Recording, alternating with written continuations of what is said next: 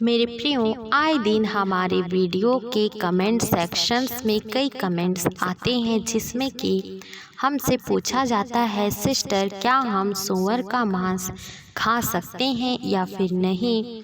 तो मुझे लगा कि आप सभी के लिए मैं एक वीडियो लेकर आऊं और जिसमें परमेश्वर के वचन से मैं आप लोगों को बताने की पूरी कोशिश करूंगी कि सूअर का मांस खाना चाहिए या फिर नहीं। सबसे पहले तो हम सूअर के मांस खाने के नुकसान के बारे में जानेंगे। सूअर के मांस खाने के नुकसान कुछ इस प्रकार से है। पेट की मांसपेशियों में ऐंठन होती है। शरीर का दूसरी हिस्सा में भी मांसपेशियों में दर्द हो सकता है। बुखार इत्यादि रोग उत्पन्न करता है अगर उसे पूरी तरह से ना पकाया जाए तो। और यहूदी लोग जो होते थे वो आधा कच्चा और आधा भुना हुआ ही सूअर का मांस या किसी भी प्रकार का मांस खाया करते थे, जिससे कि बीमारी होने की, रोग बढ़ने की बहुत ज़्यादा संभावना बढ़ जाती थी। और इस बात को साइंटिस्ट ने प्रूफ किया है कि सूअर के मांस खाने से बहुत सी इस प्रकार की परेशानी का सामना करना पड़ सकता है। तो पुराने ज़माने में, या हम कह सकते हैं पहले के समय में, विज्ञान इतनी ज़्यादा प्रसिद्ध नहीं थी कि साइंटिस्ट या डॉक्टर उस ज़माने में पाए जाते थे। परंतु परमेश्वर तो डॉक्टरों के डॉक्टर हैं, वैद्यों के वैद्य हैं। परमेश्वर कभी भी नहीं चाहते कि उसके संतान किसी मुसीबत में पड़े, इसलिए परमेश्वर ने डायरेक्ट सीधे तरीके से आज्ञा दे दी कि तुम सूअर का मांस को नहीं खा सकते। और यदि कोई भी सूअर का मांस खाएगा तो उससे क्या होगा और क्या नहीं होगा, इसके बारे में हम वचनों से देखेंगे। मेरे प्रियो, जब हम देखते हैं उत्पत्ति की किताब अध्याय 9 का 3, सब चलने वाले जंतु तुम्हारा आहार होंगे, जैसा तुमको हरे हरे छोटे पेड़ दिए थे वैसा ही अब सब कुछ देता हूँ। पर मांस को प्राण समेत अर्थात लहू समेत तुम ना खाना, और निश्चय ही मैं तुम्हारा लहू अर्थात प्राण का बदला लूँगा। सब पशुओं और मनुष्यों दोनों में से मैं उसे लूँगा। मनुष्य के प्राण का बदला मैं एक एक के भाई बंधु से लूँगा।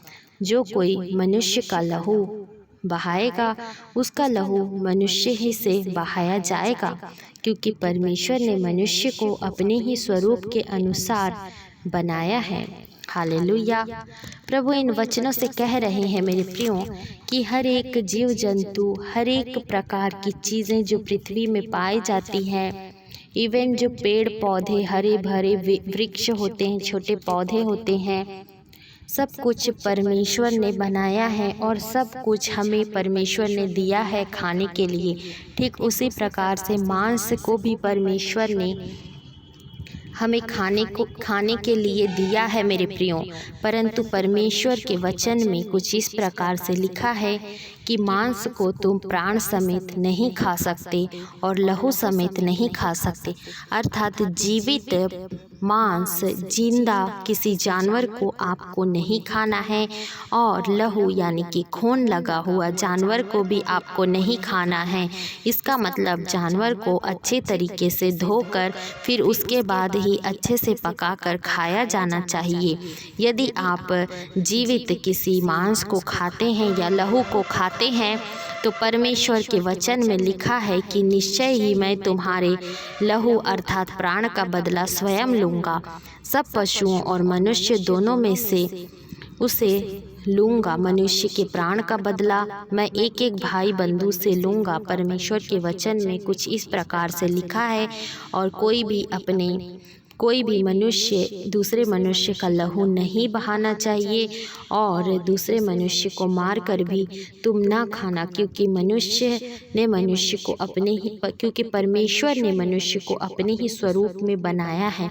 अर्थात यदि कोई किसी के विरुद्ध अपराध करे, किसी मनुष्य को मार डाले, हत्या कर दे, तो परमेश्वर उसका भी बदला लेंगे। और कोई मनुष्य यदि किसी जंतु को लहू समेत खाता है तो तो परमेश्वर उसका भी पलटा लेंगे।